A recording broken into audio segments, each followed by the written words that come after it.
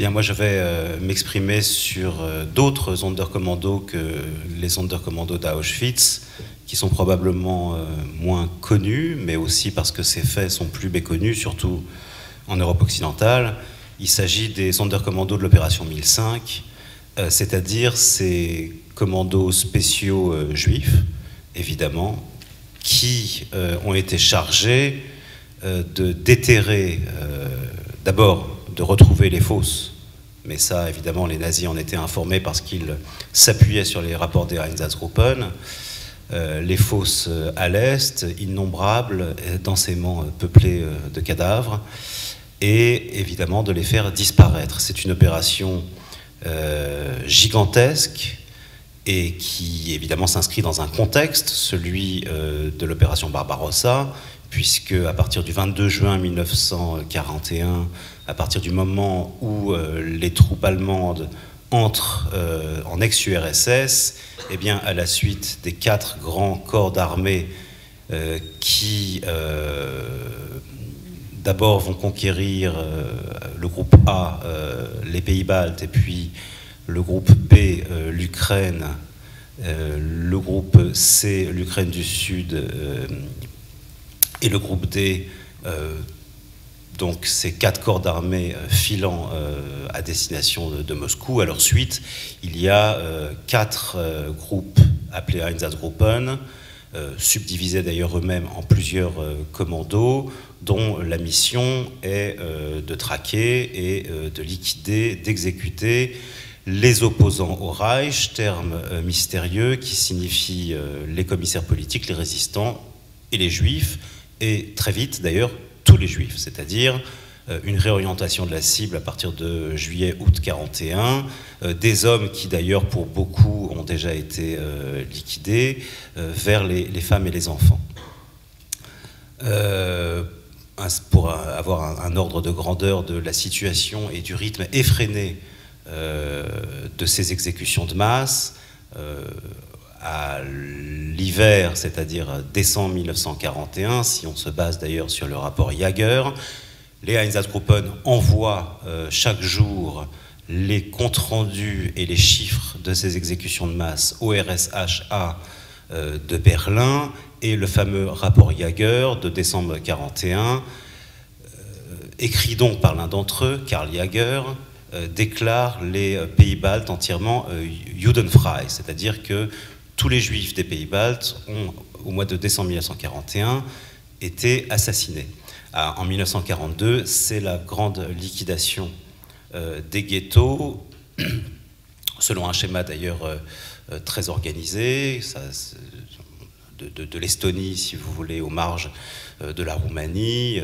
Les liquidations se font dans un ordre raisonné. Et au printemps 42, on peut considérer qu'il n'y a plus de juifs dans ces territoires ou des populations extrêmement résiduelles et esclavagisées. C'est principalement ces populations-là qui vont être chargées de la basse besogne. Alors comment s'organise-t-elle ? On peut aujourd'hui très concrètement et très facilement décrire ce qui s'est passé. Ça commence en mai 42. Et il y a l'un des principaux commandants de Sonderkommando, et là quand je dis Sonderkommando, ça n'est pas les Sonderkommando juifs, mais il faut bien comprendre que les Einsatzgruppen étaient eux-mêmes divisés en Sonderkommando, et ici il s'agit de Paul Blobel, qui était le chef de l'Einsatzkommando 4A du groupe C, donc c'est lui principalement avec Jekyll et Rasch qui a organisé la grande série d'exécutions pendant 2 jours des juifs de la ville de Kiev dans le Babillard. Donc c'est un extraordinaire criminel de masse qui a par la suite cédé à l'alcoolisme et à des accès de folie, ce qui lui a valu d'être démis de sa position dans la SS. Et donc il est rapatrié à Berlin. Et puis une seconde chance lui est accordée de redevenir SS et de travailler pour l'idéal du Reich au mois de mai 1942, lorsqu'il est convoqué par Heydrich. Heydrich l'envoie chez Müller, le chef de la Gestapo, et Paul Blobel au procès des Einsatzgruppen qui est l'avant-dernier procès des procès de Nuremberg, fera cette déclaration sur ce que Müller lui dit à ce moment-là. Le Gruppenführer Müller m'a confié la tâche d'effacer les traces des exécutions effectuées par les Einsatzgruppen à l'Est. Mes ordres étaient de faire mes rapports en personne aux généraux en chef de la police de la sécurité et du SD, de faire passer oralement l'ordre de Müller et d'en superviser l'exécution. Cet ordre était top secret et le Gruppenführer décréta que, en considération du secret absolu dont cette mission devait faire l'objet, aucune correspondance écrite ne serait autorisée. Blobel doit ensuite, il a la charge de trouver par quels moyens faire disparaître les corps. Et donc il va se former au camp de Chelmno, où l'attend un nombre considérable de cadavres, sur lesquels, passez-moi l'expression, il va se faire la main à travers différentes techniques, et notamment, ça a été cité d'ailleurs par Philippe Ménard, la dynamite. D'où ces rumeurs qui ont ensuite circulé effectivement de l'emploi de la dynamite sur les Juifs. Il y a eu plusieurs exemples d'ailleurs, même sur des victimes vivantes, mais ça c'est dans un autre contexte. Donc Blobel va essayer la dynamite, il va essayer toutes sortes de combustibles incendiaires, il va tenter de trouver différentes dispositions d'organisation des cadavres entre eux pour les faire brûler dans d'immenses charniers. Les bûches placées entre les corps inertes, l'essence, les moulins à eau pour réduire les restes à l'état de poussière, tout cela servi en premier lieu aux responsables des camps d'extermination de Belzec, de Sobibor et de Treblinka, qui avaient aussi de grandes difficultés à ce moment-là à faire disparaître les corps. Mais au fil de ces essais, de ces tests, Blobel va perfectionner et affiner les méthodes, notamment en ce qui concerne les techniques d'empilement des corps, pour que le rendement soit le plus efficace possible. Et puis il va arrêter ses expériences sur des charniers de forme pyramidale qu'on retrouve d'ailleurs sous cette forme dans à peu près tous les sites où eut lieu l'opération 1005. On les entrelace de bûches et on les arrose d'un liquide inflammable, et ça c'est une variante. Le liquide inflammable peut varier selon les sites de mise à mort et les excavations entreprises par les Sonderkommando de l'opération 1005. Mais l'entreprise est interrompue, voire abandonnée, pour deux raisons. D'abord parce qu'on est en pleine guerre et puis le vent tourne pour les troupes allemandes, et pour beaucoup, au sein de l'état-major, même de la SS, on pense que ça n'est pas le moment d'entreprendre des opérations pareilles et de mobiliser autant d'hommes du SD. Parce que tout de même, même si les Sonderkommando sont formés de travailleurs forcés juifs, ça mobilise tout de même un certain nombre d'Allemands, de membres du SD et de moyens surtout. Enfin, l'hiver arrivant, il semble très compliqué de procéder à ces excavations. Et donc le projet est tout simplement abandonné. Mais il ne sera pas abandonné très longtemps, puisqu'au printemps 1943, ou plutôt à la fin de l'hiver, à Smolensk, dans la forêt de Katyn, on va découvrir les 4000 corps des officiers polonais exécutés par le NKVD. À ce moment-là, on ne sait absolument pas que c'est le NKVD. L'affaire est médiatisée, ça fait un tollé mondial dans la presse, et les nazis, évidemment, disent que ce n'est pas eux, mais les soviétiques prétendent la même chose, et chacun se renvoie la balle. Tout cela ayant pour effet que Hitler et les responsables de la solution finale perçoivent l'affaire de Katyn comme un message d'alerte. C'était le signe pour eux que devant une possible défaite, il devenait urgent maintenant d'effacer les traces des massacres perpétrés en Union soviétique. Et c'est pour ça que Himmler relança aussitôt la mission que Heydrich avait assignée à Blobel, formant à la hâte un commando qu'il plaça sous son commandement, et c'est le fameux Sonderkommando 1005. À partir de là, c'est véritablement une gigantesque opération qui est entamée. Alors les fosses, évidemment, elles sont innombrables, particulièrement en Ukraine, mais il y a des sites dans chacun de ces lieux, dans chacun de ces pays, qui vont être favorisés, pointés en premier lieu par le chef des opérations Paul Blobel et par le SD. Principalement, c'est le site de Rumbula, près de Riga, où gisent, où sont enterrés 100 000 corps, à peu près un nombre de corps équivalent à Ponari près de Vilnius. C'est la même chose à Kaunas en Lituanie au Fort Neuf, un gigantesque site de mise à mort. À peu près le même nombre de corps aussi à Piaski, dans la sablière de Piaski, à Lviv ou Lvov ou Lemberg, quel que soit le nom ou la langue dans laquelle on cite cette ville, et à peu près 150 000 cadavres également sur le site de Babi Yar. Donc les chiffres sont gigantesques et les opérations et les moyens déployés le seront tout autant. Pour ce faire, ils vont utiliser les informations qui sont dans les rapports des Einsatzgruppen afin de retrouver les fosses et d'en retrouver le plus possible, de détruire toutes les preuves de l'existence de ces fosses. Et cela allait évidemment, je l'ai déjà signalé, du broyage des os à l'incinération des corps. Et c'était une opération qui mobilisait ou qui devait mobiliser en moyenne peut-être 40 travailleurs juifs sur place. Dans le cadre de mon film, j'ai rencontré à peu près tous les acteurs qui ont été témoins de ces opérations. Je vais passer un premier extrait de mon film. Celui-ci est situé donc dans la sablière de Piaski, qui aujourd'hui a été recouverte par des arbres et qui est une forêt. Vous allez entendre un témoin local qui habite toujours ces lieux, qui s'appelle ou qui s'appelait Adolf Wisłowski. Et immédiatement après, vous verrez le témoignage qu'a donné l'un de ces Sonderkommando dans cette même forêt au procès d'Adolf Eichmann, Léon Wells, que j'ai aussi interviewé. Il est malheureusement décédé depuis. Voilà donc le premier passage et la manière, il raconte la manière dont se passaient, dont s'organisaient les excavations et les procédures par lesquelles on faisait disparaître les corps.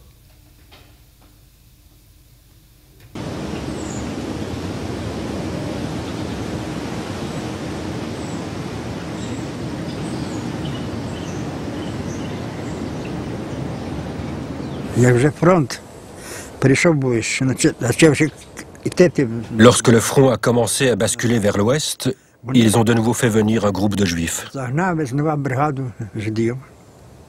Ils étaient entourés de barbelés.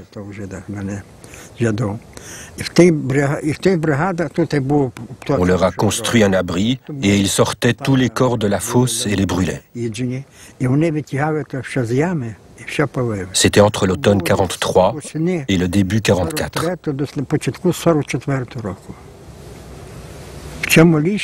Dans cette forêt, 59 fosses ont été creusées. Plus tard, ils les ont ouvertes pour brûler les cadavres.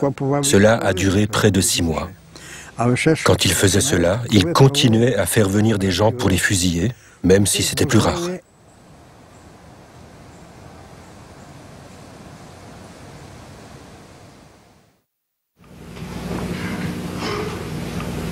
Dr. Wells, please. What did you have to do? We used to uncover all the graves that were people killed during the last 3 years, and uncover, take out the bodies, make up pyres, and burn these bodies,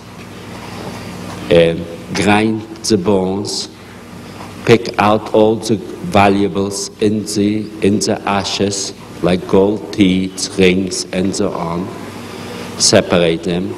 After grinding the bones, we used to put out the ashes in the air so they disappear, plant over the graves back, seed back, plants so nobody can recognize whenever it was their grave. Yes. In addition to it, they used to bring new people, new victims. They were shot there. They got undressed there. They were shot there. And we had to burn these new bodies too.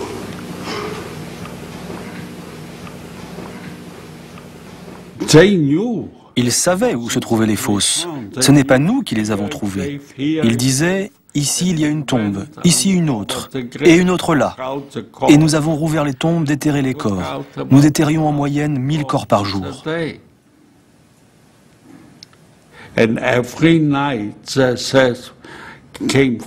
Et chaque soir, un SS venait au campement. Et nous devions lui donner l'or, et chaque chose que nous étions censés leur remettre. Puis il repartait avec tout ça.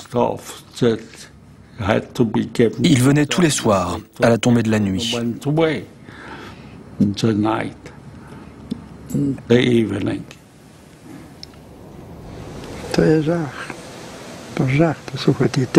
C'était l'horreur.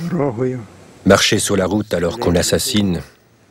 On a du mal à passer à côté d'un abattoir, alors ici où les gens étaient tués.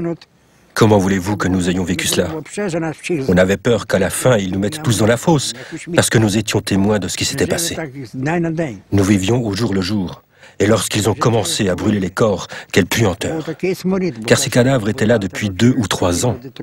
Il régnait une telle puanteur, et la fumée montait si haut, il versait quelque chose là-dessus, que nous allions nous réfugier loin dans les champs.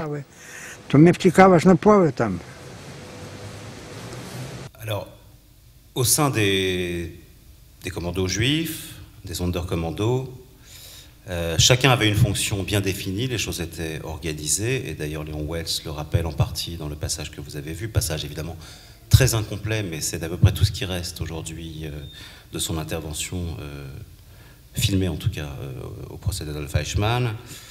Il rappelle que, et ça c'est vrai dans tous les sites des excavations, qu'il y avait un brandmeister, parfois 2 brandmeisters, c'est-à-dire sa fonction était d'entretenir le brasier en permanence, gigantesque brasier.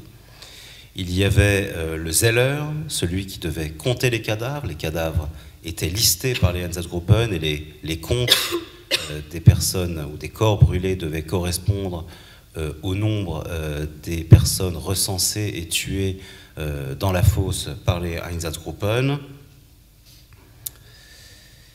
Et il y avait donc ces procédés méthodiques que devaient aussi entretenir les prisonniers juifs, c'est-à-dire placer les corps au milieu des bûches, puis les arroser d'un produit explosif ou inflammable, et parce qu'ils étaient évidemment, comme à Auschwitz, les témoins privilégiés du génocide, les commandos de travailleurs forcés étaient régulièrement exécutés puis remplacés, bien que, et Léon Wells nous l'apprend dans son témoignage, normalement ils devaient être remplacés à peu près tous les 15 jours, mais finalement il y avait une sorte de complaisance de la hiérarchie qui mentait en disant les remplacer, mais ne le faisant pas parce que, non pas par mansuétude, non pas par pitié ou par intérêt pour les prisonniers, mais parce qu'il était devenu extrêmement compliqué de les remplacer. Il n'y avait plus de juifs sur place capables de le faire, et il fallait faire venir des prisonniers juifs, d'Auschwitz notamment, ce qui, en ces temps de contre-offensive soviétique, était extrêmement compliqué. Et donc finalement, on les gardait plus longtemps que prévu, et c'est la raison pour laquelle certains d'entre eux ont pu réussir à survivre. Alors, vous l'aurez compris, ces excavations se faisaient au milieu de la population, et les populations locales y ont largement assisté. Dans l'extrait numéro 2 que je vais vous présenter, vous allez entendre Regina Jablonka, qui est une habitante de Vilnius et qui avait à l'époque un métier très particulier puisqu'elle était cuisinière pour les Lituaniens chargés des exécutions en forêt de Ponary, c'est-à-dire les tueurs de masse, puisque très rapidement les Einsatzgruppen allemands ont délégué les exécutions à des unités supplétives locales. Et elle a donc assisté à toutes les exécutions de la forêt de Ponary, enfin elle y a assisté, elle a entendu et elle a vu ce qui se passait, mais sans en être nécessairement un témoin, elle n'assistait pas aux exécutions, elle préparait les repas dans une petite maison qui était en bordure de la forêt, à quelques centaines de mètres des exécutions qui avaient lieu tous les jours. Et dès lors que le moment de l'opération 1005 a commencé, eh bien elle a pu témoigner devant moi de la manière dont elle se passait, du moins de la manière dont elle percevait que cela se passait. Et ça, c'est donc l'objet du deuxième extrait que je vous présente maintenant, donc à Ponari, à Vilnius.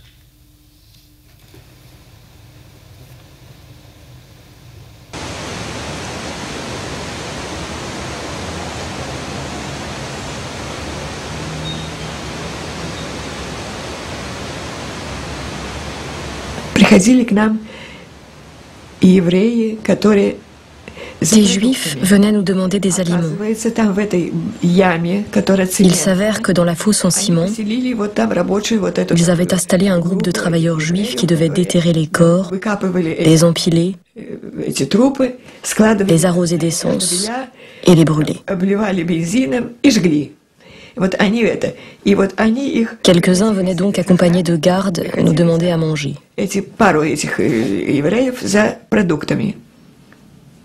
Regina Jablonskaya, qui préparait le repas des tueurs lituaniens en forêt de Ponari, à la sortie de Vilnius, a été témoin des excavations de l'opération 1005, pratiquée dans les fosses de stockage qui ont englouti près de 100 000 personnes.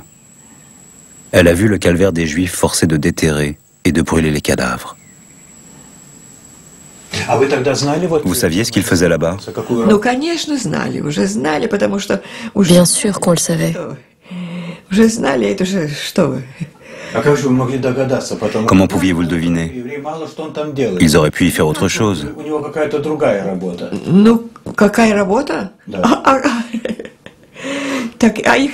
Qu'est-ce qu'ils auraient pu faire d'autre? On les a installés dans la fosse et ils s'occupaient de ça. Ça sentait mauvais. Les flammes montaient très haut.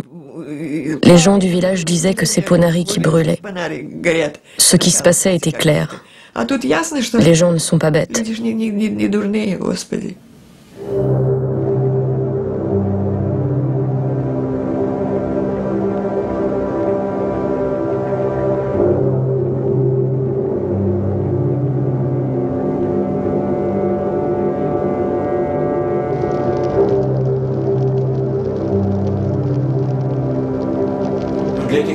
C'était un travail terrible pour ces Juifs.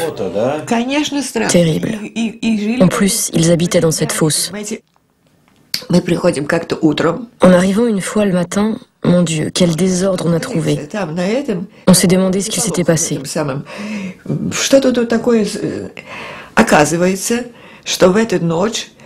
se trouve que pendant la nuit, les Juifs s'étaient évadés.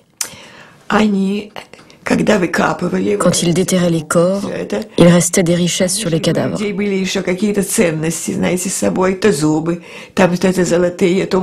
Certains avaient encore des dents en or, d'autres des bagues. Les Juifs les ramassaient et les donnaient à leurs gardes autrichiens.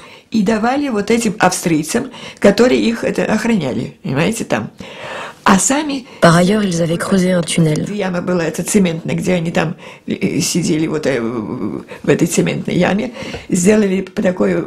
Ils transportaient le sable dans leurs poches.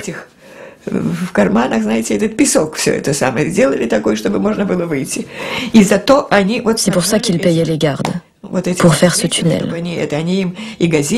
C'est un des survivants qui l'a raconté. Je ne sais pas combien ont été rattrapés et fusillés, mais au bout du compte, seuls 2 ont réussi à s'échapper.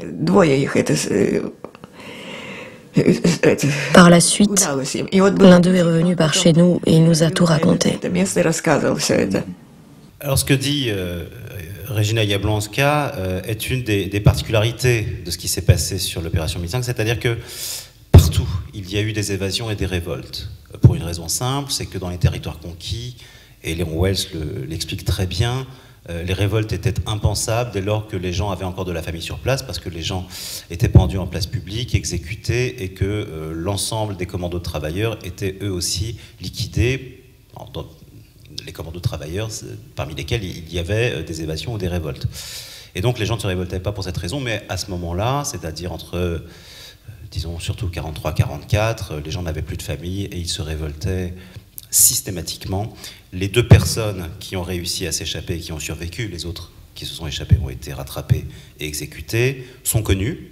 Ils s'appellent Zeidel et Dugin. Et des semaines durant, donc leur commando de travailleurs forcés avait creusé patiemment un tunnel qui a débouché de l'autre côté des barbelés du mur d'enceinte où ils étaient confinés. Et des dizaines de Juifs sont ainsi parvenus à s'évader. Ils furent tous abattus ou capturés, sauf les deux que j'ai cités. Et l'un d'entre eux a donné d'ailleurs ce témoignage par la suite, racontant son évasion. Nous étions tellement à bout de force, ça c'est Dugin donc qui parle, que les chiens nous rattrapèrent. Nous étions sûrs de mourir sous leur croc. Mais soudain, ils se mirent à gémir en tournant en rond autour de nous, d'un gémissement de terreur, à trembler et à se coucher. Nous sentions si fort la mort, puisque nous pataugions depuis des semaines dans les fosses, que notre puanteur arrêtait même les chiens. Tous les autres, à part Dugin et Seidel, comme je l'ai dit, ont été exécutés. Alors je voulais vous montrer un autre extrait, celui d'Alex Fettelson, qui est l'un des mais je passerai au quatrième parce qu'on n'aura pas le temps. Donc Alex Fettelson, qui lui était Sonderkommando au Fort 9 à Kaunas, et qui a réussi une extraordinaire évasion. Il a pu ensuite rejoindre la résistance biélorusse, et je l'avais rencontré en Israël à la toute fin de sa vie, où j'ai fait cette interview. Il est hélas, comme d'ailleurs Léon Wells, depuis décédé. C'est un passage un petit peu long, donc comme on est déjà très en retard, comme on est déjà très en retard, on va aller tout de suite au dernier extrait, l'extrait numéro 4. Et là, c'est un témoignage délivré par un Waffen-SS qui s'appelle Lukas Reiter, et qui était chargé de superviser les excavations, les opérations de l'opération 1005 au camp de Trotiniec à Minsk en Biélorussie. C'est assez particulier cette opération du camp de Trotiniec, dans le sens où, cas assez unique, ce sont les prisonniers soviétiques, évidemment principalement juifs, mais enfin les prisonniers soviétiques qui sont chargés de ces basses besognes, tout simplement parce qu'il n'y a plus du tout de juifs à qui confier cette mission. Et c'est donc une sorte de cas d'école. Il y a 100 000 cadavres à faire disparaître, et là, comme à Babi-Yar, il n'y a plus aucune trace. Vraiment, le travail a été effectué jusqu'au bout, jusqu'à l'arrivée des troupes soviétiques. Juste une précision sur cette interview, j'ai menti à ce monsieur, je l'ai filmé en caméra cachée, j'ai cité son nom, ce qui est parfaitement illégal, mais je n'ai pas eu de retour de sa part. Voilà, donc extrait numéro 4, qui sera suivi, ou peut-être précédé, je ne sais plus, d'une image d'archive très déstabilisante. Vous n'y verrez pas de corps, mais vous verrez tout de même qu'elle est assez significative, et je vous en parlerai après.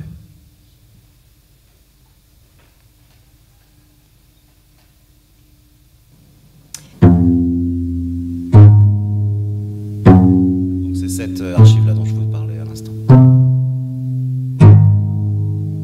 Ces images ont été tournées par un jeune soldat allemand, de retour chez lui, à Breslau, après un an sur le front de l'Est. Sa petite sœur lui dit vouloir se débarrasser de ses jouets. Il imagine cette mise en scène et la filme.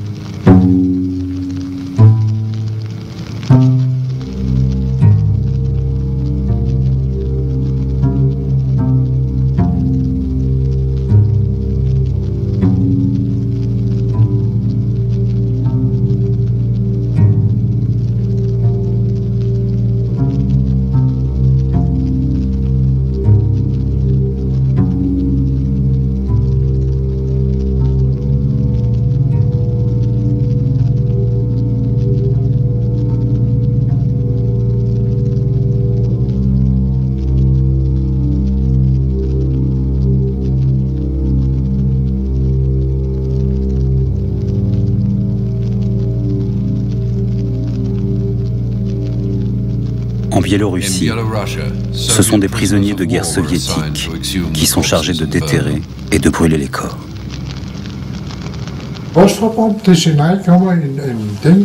Les bombes au phosphore, elles étaient mises dans le bûcher pour que ça brûle mieux.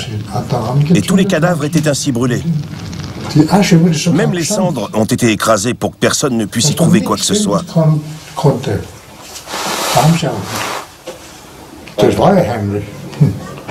C'est pour ça qu'on n'a jamais rien retrouvé. C'était top secret. Toute la zone était bouclée. Personne ne pouvait y accéder ou en sortir. Tout était bouclé. Nous, on était assis là et on devait surveiller les prisonniers et ceux qui faisaient le travail. Ils étaient libres de leurs mouvements puisqu'ils travaillaient là. Et le soir, à une heure déterminée, la journée de travail s'arrêtait. Ils retournaient dans le bunker où ils recevaient un bon repas.